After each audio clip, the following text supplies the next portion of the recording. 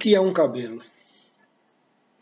Então, o cabelo, ou fio de cabelo, ele forma-se ao nível de uma raiz que sai da epiderme, que se designa por folículo pilossebáceo. Em especial, o cabelo é constituído por uma proteína específica denominada queratina, lipídios com origem nas glândulas sebáceas, garantindo a proteção do cabelo. E, finalmente, melanina, que é um pigmento responsável pela cor natural dos cabelos. O fio de cabelo divide-se em 3 partes: a cutícula, o córtex e a medula. Então, a cutícula é a camada exterior do fio capilar.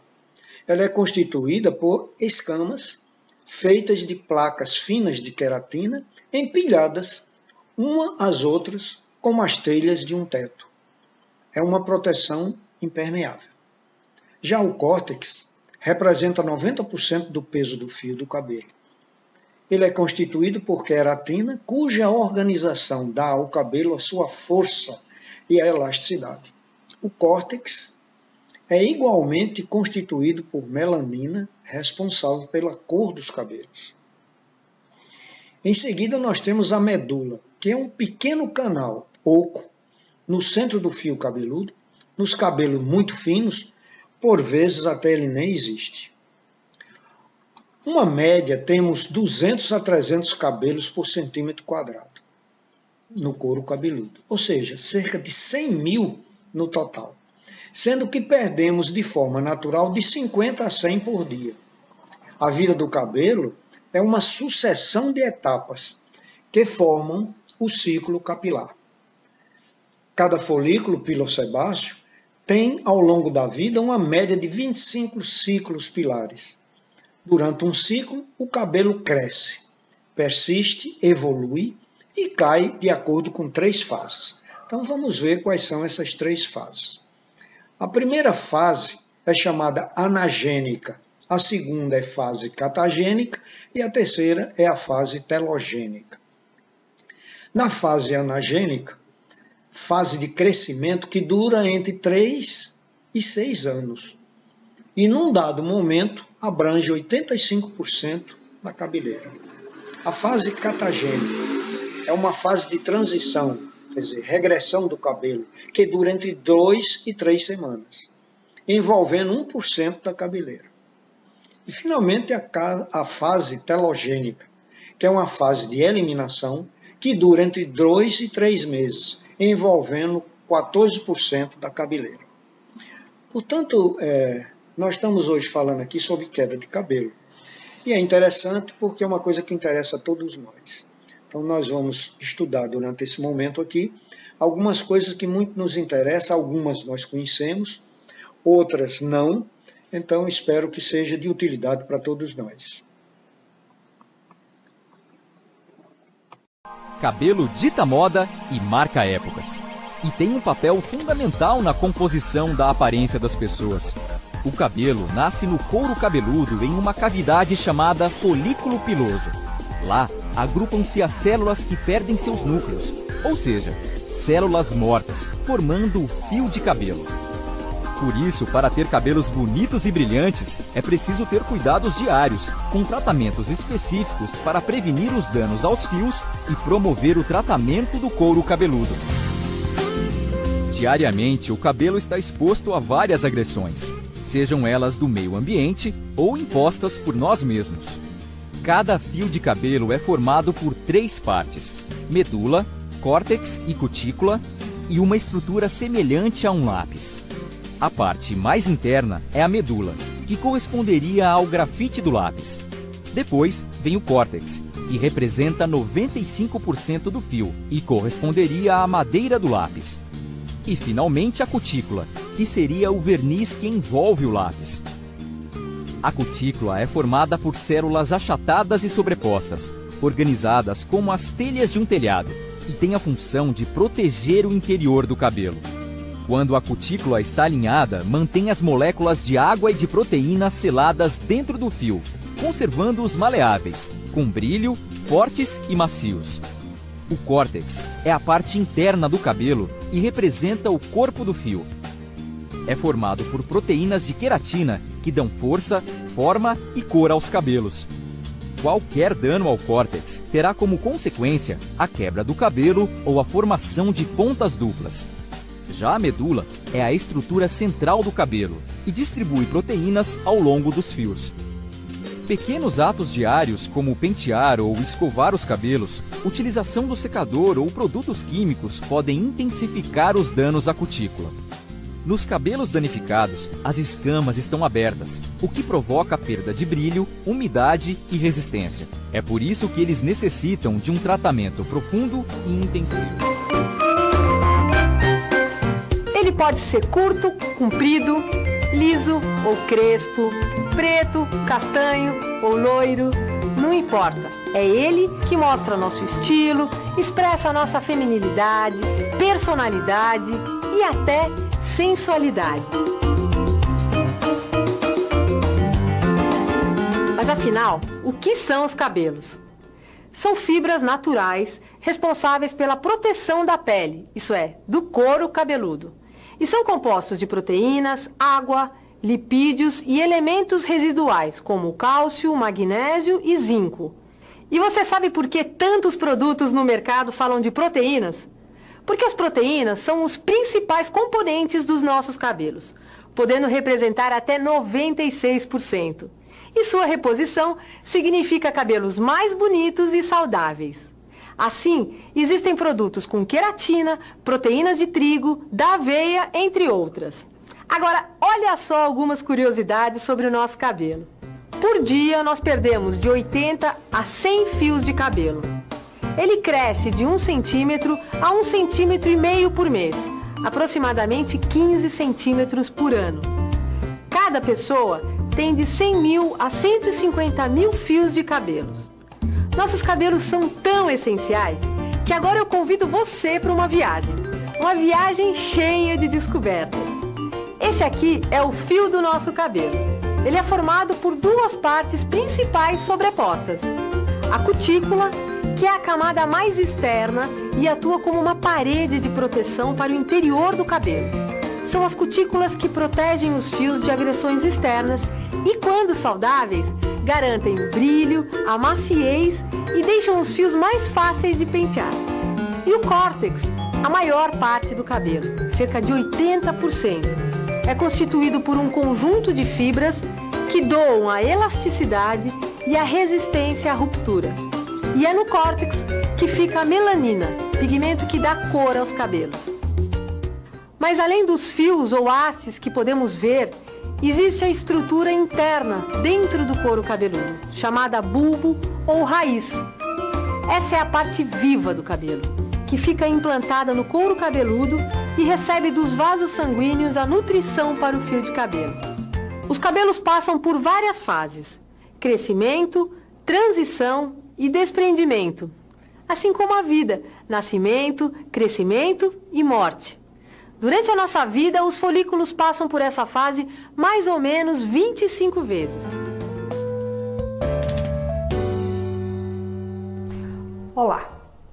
Falando um pouco ainda sobre a importância das terapias capilares a nível do consultório dermatológico do tricologista.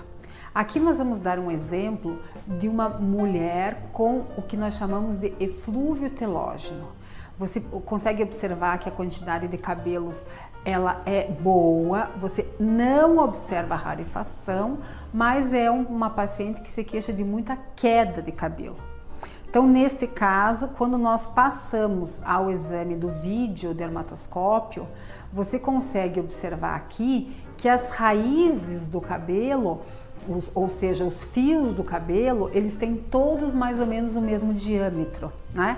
Esses espaços que vocês observam, eles são normais. Por quê? Porque a lente ela é muito aumentada.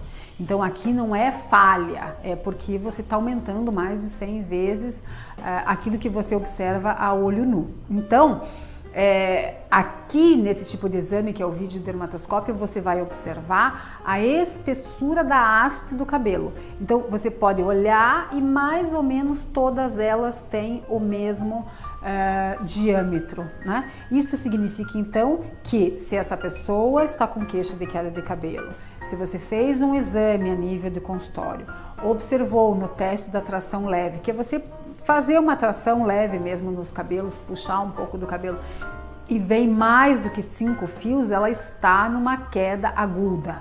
Aí, óbvio que ela precisa passar por uma anamnese, que é um questionamento sério, para compreender o que aconteceu que está causando essa queda de cabelo, né? Então, não é o foco desse vídeo. Esse vídeo é para a gente compreender que existem tipos diferentes de queda de cabelo, com apresentações diferentes na clínica e, consequentemente, no exame clínico da região do couro cabeludo, né? Então, nesse caso, o que é importante fazer? Ela vai, óbvio, levar exames para realizar no laboratório para saber qual que é o tipo de deficiência, se ela está com falta de ferro, de vitamina D, se tem problema de tireoide, se ela está muito estressada, enfim. Ela vai fazer o uso dos produtos domiciliares. Porém, para que esses produtos ajam de uma forma correta, nós indicamos que junto desses produtos ela realize procedimentos do quê? De um detox do couro cabeludo para uma limpeza profunda, caso essa pessoa tenha oleosidade, de um peeling no couro cabeludo que vai fazer com que esta pele ela sejam eliminadas as células mortas, como nós fazemos no rosto, né? E aí tudo aquilo que ela for usar em casa vai ter uma melhor absorção, uma melhor resposta e, consequentemente, essa queda de cabelo vai cessar. Então agora nós vamos dar prosseguimento ao nosso trabalho aqui sobre cabelo, vendo a opinião também de uma médica dermatologista, a doutora Mirela Dantas Filho. Nessa oportunidade, nós gostaríamos que a doutora Mirela nos falasse um pouco sobre o problema do encanecimento precoce, ou seja, dos cabelos muito cedo se tornarem esbranquiçados, que isso é um pavor, né, para as mulheres. Então, por que acontece isso? Quais são as causas? Se pode evitar esse encanecimento precoce? E também mostrar assim que grande parte dos distúrbios que nós encontramos normalmente nos cabelos, eles ocorrem por conta do mau uso dele. Então tem pessoas que lavam de menos, tem pessoas que lavam de mais, tem pessoas que usam shampoos os mais variados, indicações de pessoas às vezes que têm poucos conhecimentos sobre isso. Então o cabelo é um órgão como qualquer outro. Se usa muita escova, se usa muita coloração, se usa muito secadores. Então, eu gostaria que a doutora Mirela nos mostrasse o porquê dessas coisas, como evitar, como prevenir e talvez também como tratar.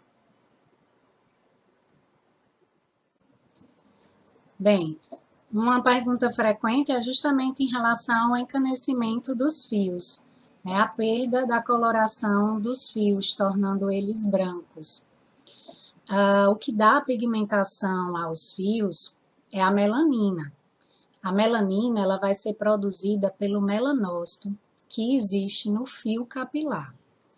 Existem vários fatores, tanto intrínsecos quanto extrínsecos, que vão fazer com que haja uma produção diminuída dessa melanina no fio. Um desses fatores são os fatores ambientais, né? Nós temos no nosso dia a dia a poluição, a alimentação, a química capilar, nós temos a exposição, que a gente chama de fotoexposição, exposição à luz do sol. Tudo isso são fatores extrínsecos que vão fazer com que exista uma desaceleração, uma diminuição da produção da melanina que dá pigmentação ao fio. Existe também aqueles pacientes que muito jovens, por genética, né, a genética dele vai ser para uma desaceleração precoce da produção dessa melanina. E por isso que nós temos pessoas com pouco tempo, ficando com os fios mais brancos, perdendo essa produção da melanina.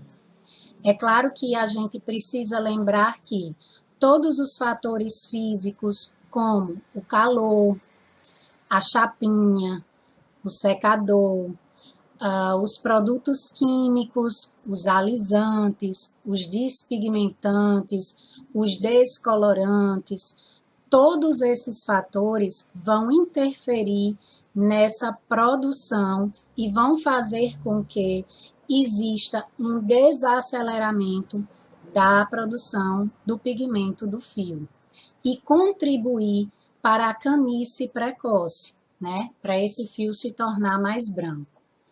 Sempre a gente vai tender a procurar no mercado shampoos, né? Cremes, condicionadores que sejam menos agressivos aos fios. Isso é uma forma de prevenção.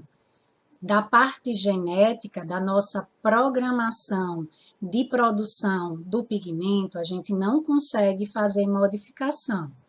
Mas da parte dos fatores externos, nós conseguimos prevenir através de escolhas corretas de shampoos, condicionadores, protetores térmicos, quem lança mão de chapinha, de secadores, quem vai muito à piscina, quem vai muito para a praia, precisa usar o produto que consiga fazer essa proteção térmica, da agressão térmica ao fio. Então, o tratamento em si, a gente não tem ainda, depois que o fio perdeu esse pigmento, ele não consegue mais voltar a produzi-lo, mas como forma de prevenção, nós temos esses diversos fatores que eu citei para vocês. Hoje em dia, a gente lança a mão na prevenção também do uso de antioxidantes orais, que são substâncias que fazem com que diminua, digamos assim, a produção de radicais livres, que são agentes que também vão agredir e vão interferir com a produção desse pigmento. E aí, se eles não estão presentes, se a gente usa os antioxidantes, a gente retarda o envelhecimento capilar e a gente retarda essa diminuição da produção do pigmento. Hoje em dia, vocês vão perceber que vai ser extremamente comum uma história de transição capilar. Por que está tão na moda essa história de transição capilar? Porque cada vez menos os estudos têm mostrado que todos esses procedimentos de estiramento, de mudança de coloração, vão agredir o fio e pode levar à queda, como a quebra desse fio. Então, hoje, com as orientações, né, com os pacientes lendo mais, se informando mais, está sendo mais comum essa questão da transição capilar. Por exemplo, um paciente que fez alisamento a vida toda, ele hoje em dia ele já aceita as suas ondulações, a sua fibra capilar, porque esse tipo de agressão pode levar ao dano a esse fio. O dano intrínseco, como o dano extrínseco a esse fio. Lembrem-se que nas patologias capilares nós vamos ter os eflúvios e as alopécias.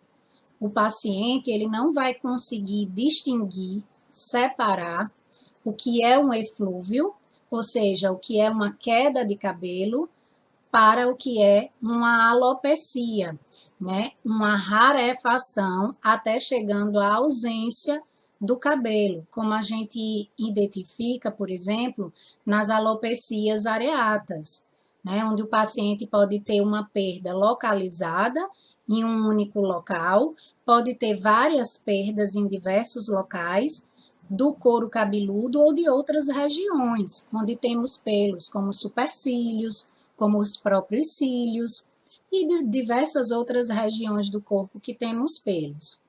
Então, é importante sempre, quando a gente vai examinar o paciente, o exame clínico, o exame físico, o exame laboratorial e também o exame capilar, que é através da tricoscopia ou do tricograma, que é feito pelo dermatologista, onde ele consegue, através de um aparelho específico, examinar o couro cabeludo, porque existem doenças que afetam o couro cabeludo e com isso vai terminar agredindo os fios, e existem patologias que vão agredir o fio. Então, nesse exame, a gente consegue analisar no tricograma fios e ver se eles estão sendo acometidos e por qual motivo está havendo esse acometimento.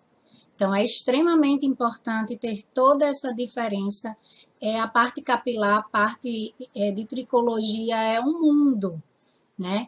E com diversos tipos de exames clínicos, exames laboratoriais, exames de imagens, e também é importante que vocês identifiquem na história clínica de vocês se esse paciente tem alguma alteração psicológica, psiquiátrica, porque muitos quadros de ansiedade, por exemplo, ou quadros depressivos, vão mimetizar e vão se exteriorizar na forma de agressão aos próprios fios. Tem pacientes que vão, no quadro de ansiedade, eles vão chegar e vão arrancar, fazer a atração dos fios, levando ao que vocês conhecem como tricotilomania. Muitos pacientes só arrancam, mas existem aqueles pacientes que arrancam e também ingerem,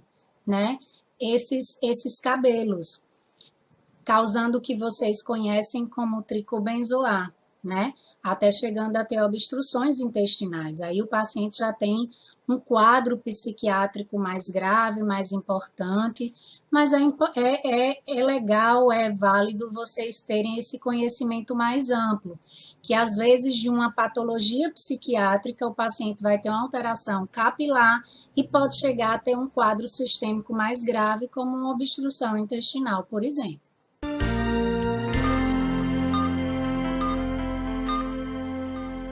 Então, queda de cabelo é uma coisa que interessa tanto ao sexo masculino como ao sexo feminino. Mas uma coisa assim que torna-se bem desagradável é quando nós notamos a queda de cabelos em horas indevidas, principalmente no sexo feminino. Então, fio de cabelo. Interessa-nos saber de início a sua composição. Então, o fio de cabelo, ele contém carbono, hidrogênio, nitrogênio, oxigênio e enxofre. Então, essa é a composição que nós encontramos num fio de cabelo. Carbono, hidrogênio, nitrogênio, oxigênio e enxofre, eles juntos formam uma proteína que é a queratina, que faz parte de 85% da composição do cabelo. E ele é completado com 12% de água e 3% de lipídios.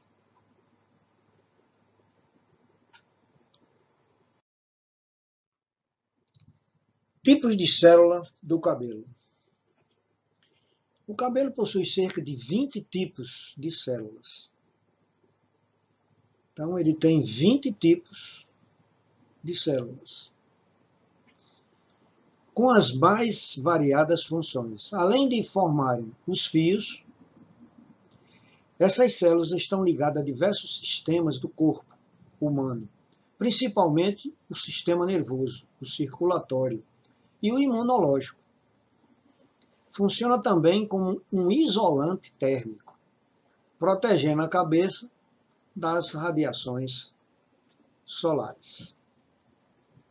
Então, 20 tipos de células que, além de formarem os fios, eles têm uma ligação constante com o sistema nervoso, circulatório e imunológico.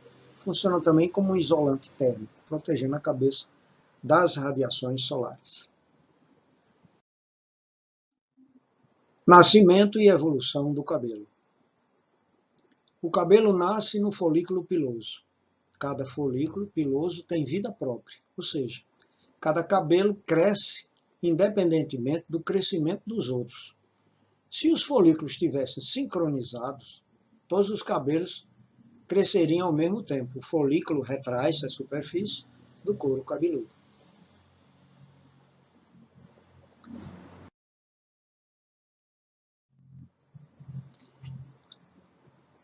É importante as pessoas que têm problemas com cabelo, cabelo que cai, cabelo que não cresce, peladas, enfim, necessita você fazer uma consulta médica.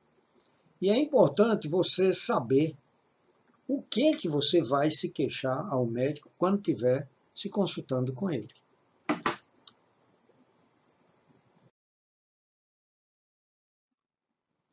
Então você está perdendo cabelo apenas do couro cabeludo ou de outras partes do corpo também?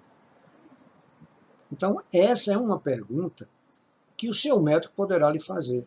Ou se ele não fizer, você tem que dizer, bom, eu estou perdendo cabelo apenas do couro cabeludo. Ou se eu estou perdendo em outras partes do corpo também. Existe um padrão de perda de cabelo, como uma entrada ou área com menos cabelo, ou calvas no alto da cabeça, ou a perda de cabelo está ocorrendo em toda a cabeça. Então essa informação é importante para você dar para o médico. Se ela tem só uma entrada, se existem áreas com menos cabelos ou calvas no alto da cabeça, ou se a perda de cabelo está ocorrendo em toda a cabeça. Então esses detalhes são fundamentais. Depois pode ser perguntado, teve alguma doença ou febre alta recentemente? Você tinge o cabelo? Você seca seu cabelo com o secador? Com que frequência você faz isso? Com que frequência você lava seu cabelo? Que tipo de shampoo, spray fixador, gel ou outro produto você usa no cabelo? Passou por alguma situação de estresse incomum recentemente? Tem o hábito de arrancar fios de cabelo ou coçar o couro cabeludo? Todas essas perguntas deverão ser feitas pelo médico. Se não fizer, você pergunta para ele ou informa para ele essas coisas que estão sendo anotadas aqui.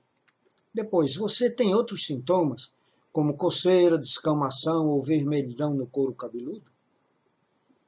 Então isso aqui é uma anamnese das pessoas que têm problema no couro cabeludo, com queda de cabelo ou cabelo que fica esbranquiçado logo, enfim, defeitos que você pode ter no couro cabeludo. Que medicamentos você toma, incluindo medicamentos de venda livre? Olha, onde você chega, sempre tem um doutor, entre aspas, que vai lhe dar uma receita boa para você passar no seu cabelo. Medicamentos, chás,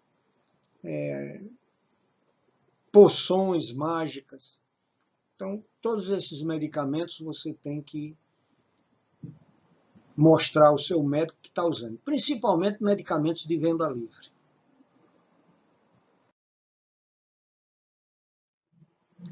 Queda de cabelo. Então, normalmente, quando a gente tem queda de cabelos, é necessário fazer, além daquela anamnese, daquela história que nós falamos, tem uma série de coisas que são importantes, como, por exemplo, a ferritina. Homens têm que ter entre 23 e 336 nanômetros por ml. E as mulheres de 11 a 306 nanômetros por ml. Então, a ferritina é importante na queda de cabelo.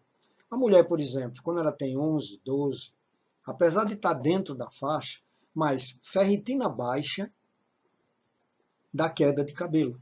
Então, é um dos exames, a ferritina, que é necessário ser realizada no paciente que tem essa queixa de queda de cabelo.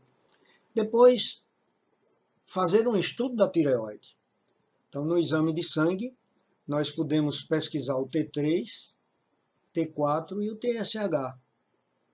Esses índices vão nos dizer se existe algum problema errado na tireoide, que possa estar influindo nessa queda de cabelo, além de outros sintomas. Porque quando a tireoide não está funcionando bem, não é só queda de cabelo, existe o hipo ou hipertiroidismo, que são uma série de coisas médicas que acontecem no paciente que é portador de uma tireoidite de Hashimoto, por exemplo. Depois, pesquisar o DHT, que é a dihidrotestosterona. Porque existe uma enzima chamada 5-alfa-redutase, que ela atua na testosterona. Então, essa testosterona, quando é atingida pela 5-alfa-redutase, ela vai alterar essa dihidrotestosterona, que faz com que haja quedas de cabelo.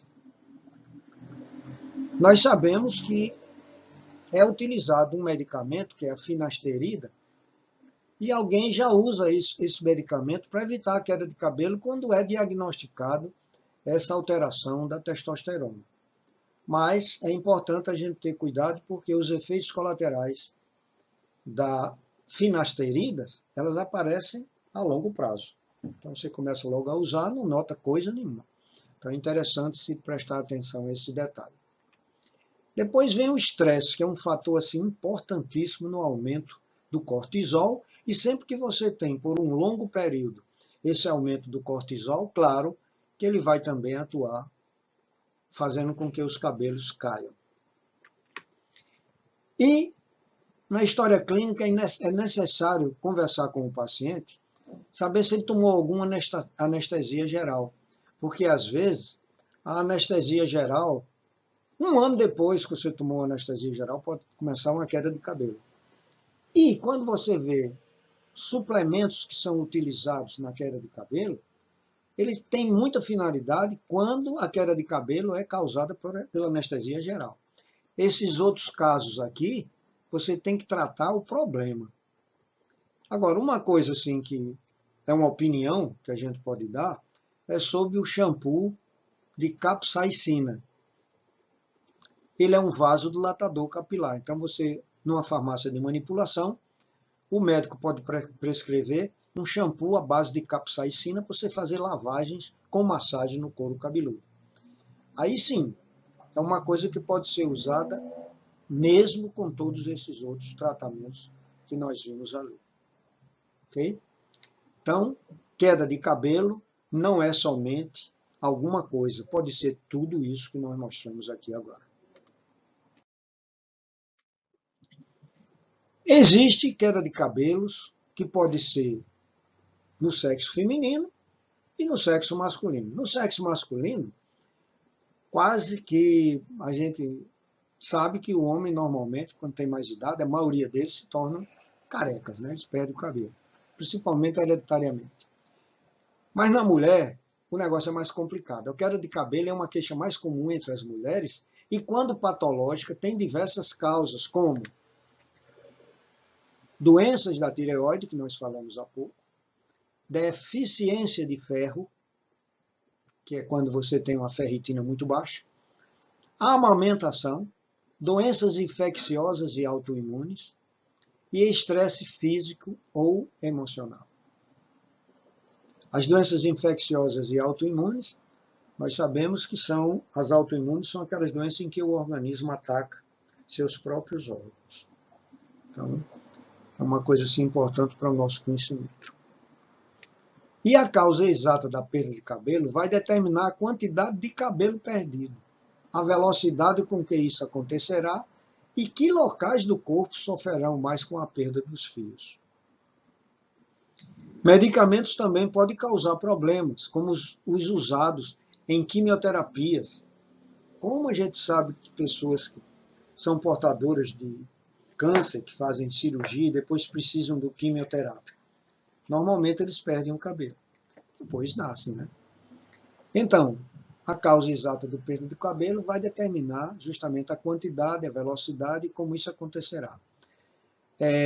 No caso de tratamento de câncer e remédios para artrite, de problemas cardíacos e pressão alta.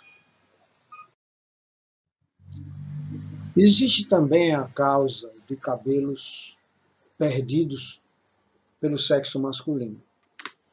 Já entre os homens, a causa mais comum de queda de cabelo e calvície, como dissemos anteriormente, é a hereditariedade. Então, no homem, a gente já sabe que normalmente é isso. Tanto homens quanto mulheres podem herdar este problema dos seus pais. Isso acontece porque os hormônios sexuais são responsáveis pela miniaturização dos fios de cabelo em algumas pessoas, não são em todas. Esse problema, bem mais comum em homens, começa geralmente na puberdade e se agrava conforme os anos se passam.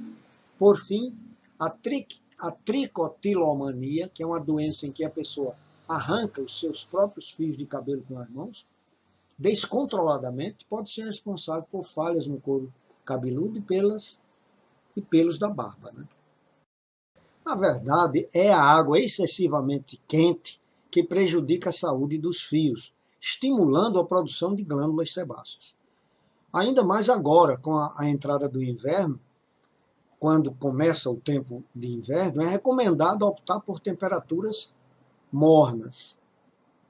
Então, lavar os cabelos diariamente deixa-os mais oleosos? Ao contrário, cabelos oleosos devem ser lavados todos os dias, mas com shampoo específico e sem massagens excessivas, para não superestimular a produção de oleosidade nos cabelos. Sem escovadas à noite antes de dormir deixa os cabelos saudáveis? O hábito que pode ser conferido em muitos filmes de época, de fato ativa a circulação no couro cabeludo, você escovar o cabelo. Mas é desaconselhado, pois pode fragilizar os fios e irritar o couro cabeludo. Continuando, tem ainda fios brancos. Os fios brancos arrancados nascem em dobro? Isso é outra pergunta. Você tem um fio branco. Se você arrancar, nasce dois? Se fosse verdade, seria fácil combater a calvície. O que é natural que os fios brancos se destaquem na cabeleira. Isso acontece porque o processo de encanecimento é causado pela perda de melanina, a substância que dá cor aos cabelos, que é substituída por ar e em seguida por ceratina, proteína que deixa fio mais grosso e, portanto, mais visível. Então, minha gente, essas eram algumas coisas que eu gostaria de falar para vocês não ficarem juntando aí nas suas cabeças uma série de mitos e coisas que são inverídicas. Então, essas são as verdades que eu trouxe aí para que vocês complementem esse nosso trabalho sobre cabelos. Falamos bastante sobre couro cabeludo, cabelos, pelos. Mas, além do couro cabeludo e o cabelo, ainda existem outros locais que existem pelos. E que a gente merece aqui falar alguma coisa sobre isso. Que são os cílios e os supercílios. São pelos importantíssimos na nossa vida. Os cílios e as sobrancelhas são pontos assim fundamentais para a saúde dos olhos.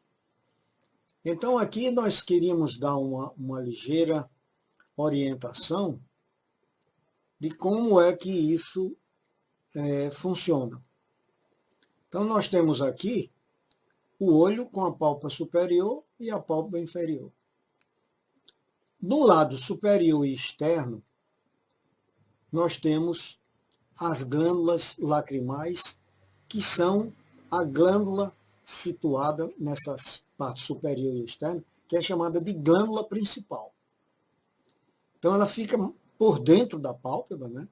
Por dentro da órbita, e ela secreta, através de 6 a 12 canalículas, a lágrima, que serve para lubrificar o olho, para proteger o olho, nutrir o olho. São 5 as finalidades dessa lágrima. E por que nós estamos explicando isso? Porque existe uma anatomia. Então, os cílios e os supercílios, eles não servem somente como adorno, não, nem por boniteza. Eles têm funções importantíssimas. Então, os cílios, tanto os superiores como os inferiores, eles servem de proteção para o globo ocular. Qualquer coisa que se aproxima do olho, eles servem como antena.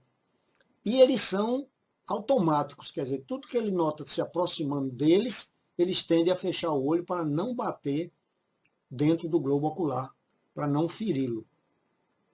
Então, esses cílios são importantíssimos para a manutenção do olho, como também a lágrima que eu falei há pouco.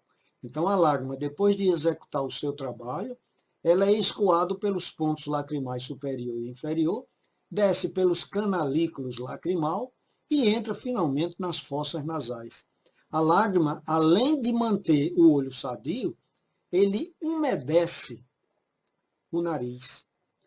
Esse umedecimento é importante porque toda a poeira, todas as bactérias, quando passa pelas narinas que estão úmidas com a lágrima, eles colam ali e não vão para a laringe, não vai para os brônquios, não vai para o pulmão.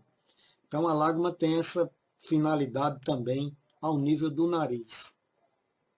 Então aqui nós mostramos assim rapidamente a situação do aparelho lacrimal, dos cílios e os supercílios que nós vamos ver agora logo em seguida aqui.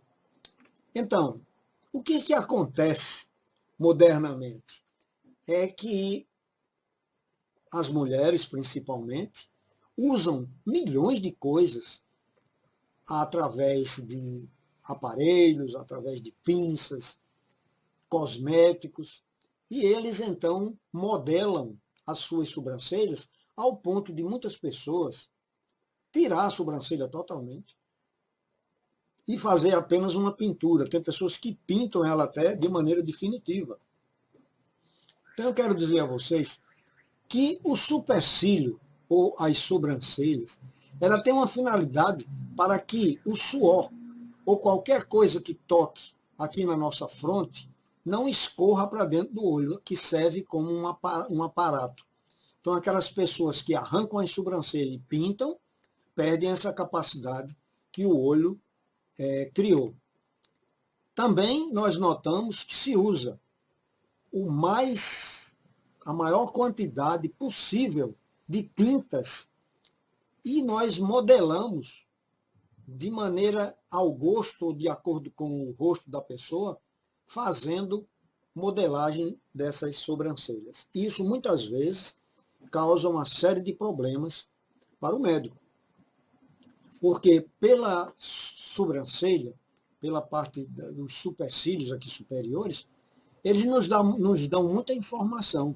Por exemplo, as pessoas que perdem esse terço externo aqui das sobrancelhas, tem pessoas que começam a cair esses cílios aqui da parte superior. Isso significa que o paciente está com lepra.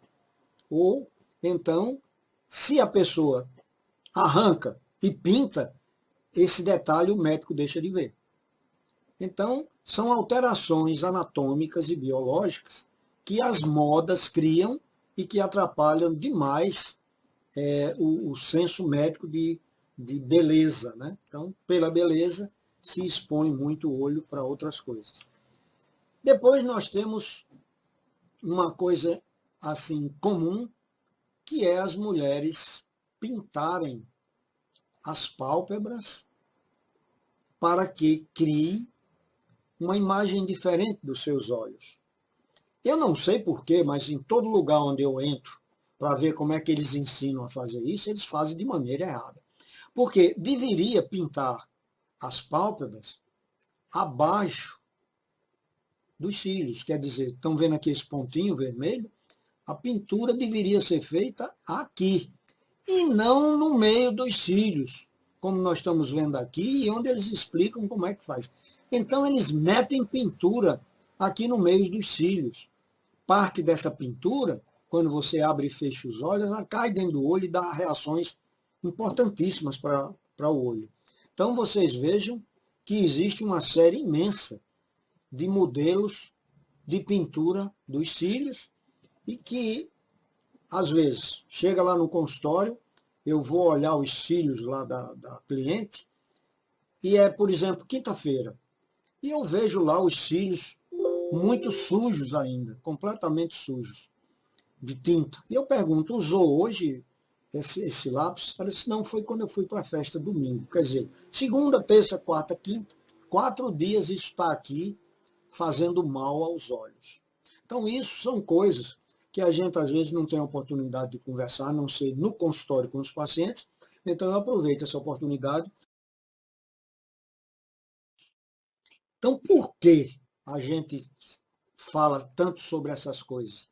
Porque a estrutura do rebordo palpebral, ele tem estruturas importantes. Se você começar a irritar cronicamente seus olhos, com o tempo os cílios começam a nascer errados, como vocês estão vendo aqui.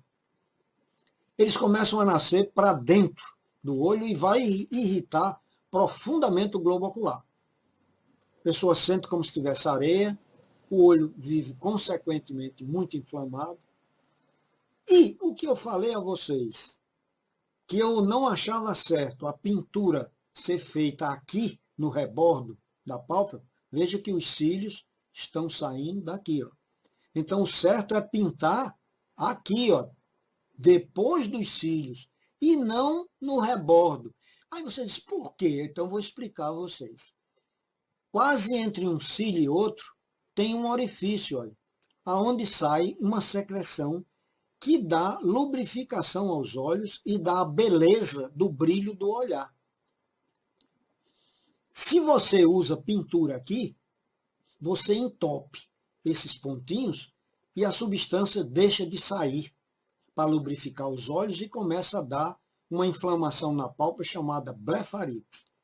Então, quantas vezes, quando a gente bota no microscópio, nós encontramos assim, olha, uma hipossecreção e uma disfunção desses pontinhos que são canalículos das glândulas. Aqui nós estamos vendo, para vocês melhor entender, que se eu abrisse o rebordo no meio, nessa parte aqui eu tenho os pontinhos que eu falei, os orifícios das glândulas de Meibômios. E que vocês vejam que dentro da pálpebra tem essas glândulas que jogam para a pálpebra esse lubrificante que tanto ajuda a gente poder ter uma pálpebra saudável, um cílio saudável e um olho saudável. Então faz muito mal a gente utilizar pinturas na pálpebra no lugar errado. Se for no lugar certo, as pessoas alérgicas vão achar ruim, as outras, tudo bem. Então essas seriam as informações importantes que eu tinha para deixar aqui para vocês.